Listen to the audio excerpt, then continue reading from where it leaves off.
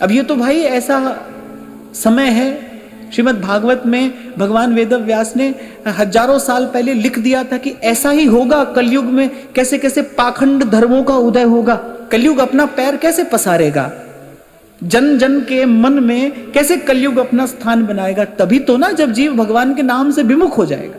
इसीलिए कहा कि अनेक अनेक पाखंड धर्मों का उदय हो जाएगा और जनमानस विस्मित हो जाएगा, भूल जाएगा, सदमार्ग से च्युत हो जाएगा, वेद मार्ग लुप्त हो जाएगा।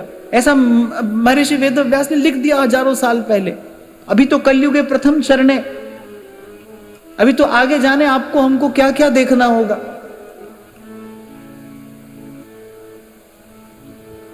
आपकी तो क्या कहें, आज तो भाई नेता अभिनेता को बुलाए बिना, रिझाए बिना आज तो तथाकथित धार्मिक लोगों का काम भी नहीं चलता। आप हम जैसे साधारण लोग उनकी तरफ आकर्षित हो तो कोई बड़ी बात नहीं। आज तो भाई जो धार्मिक लोग हैं उनका भी काम नहीं चलता उनके बिना। अभी गीता जी के चिंतन में यही मैंने कहा था ना कि दो ही प्रकार के लोग सदा से रहे, बहिर्मुखी और अंतर्मुखी। युग का परिवर्तन अर्थात क्या, जब जब अंतर्मुखी लोग अधिक होते हैं तब सत्ययुग होता है, जब बहिर्मुखी लोग अधिक हो जाते हैं तब उसे कलयुग कह देते हैं। संसार तो वही है, पृथ्वी जल अग्नि वायु आकाश, वही द्रव्य है, वही सब कुछ है। क्या बदला है? वही दिन रात है, वही नदियां पर्वत आदि सब कुछ तो है। बदला क्या है? बस वो जो अनुपात है ना अंतर्मुखी और बहिर्मुखी लोगों का, वो बदल जाता है। आज बहिर्मुखी लोगों की संख्या अधिक है और ये तो कहावत है भाई, संसार में तो यही नियम चलता है ना, जिसकी लाठी उसकी भैंस। तो जिसको एकांत भजन करना हो वो पहले से समझ ले। तभी कल मैंने आपसे कहा था कि ये जो हो रहा है इसको भगवान की लीला मानकर प्रणाम कर दीजिए, इसको बदलने मत निकलिए, ये आपको बदल के छोड़ देगा। आप इसको बदलने जाएंगे या आपको बदल के छोड़ देगा। रोज एक ऐसा उदाहरण देखने में आता है। चला था कोई भजन करने चला था, संसार ने भगवान बना दिया। एक और बात सावधान रहना, जैसे ही आपके कान में ये स्वर पड़ने लगे ना, बहुत सावधान हो जाना। संसार तो एक मिनट में कह देगा जी आप तो भगवान हो, आप में ही भगवान दिखाई देता है, हमारे लिए तो आप ही भगवान हो। यहां तो दर्शक दीर्घा में लोग बैठे हैं ना, ताली भी देंगे और गाली भी देंगे।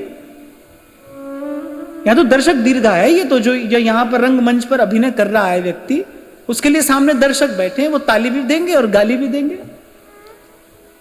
पर भजन के मार्ग पे चलने वाले को यहां बहुत सावधान रहना पड़ता है। लोक मान्यता अनल सम, कैसे कहा गोस्वामी जी ने, अनल अग्नि, बोलिए अग्नि है। ये जो जय जयकार होती है ना, लोक मान्यता अनल सम, तप कर कानन दाह। जो जन्म जन्म का तप किया है ना, ये सब उसको नष्ट कर देने वाली है। और अभी तो भाई जाने और क्या समय आएगा।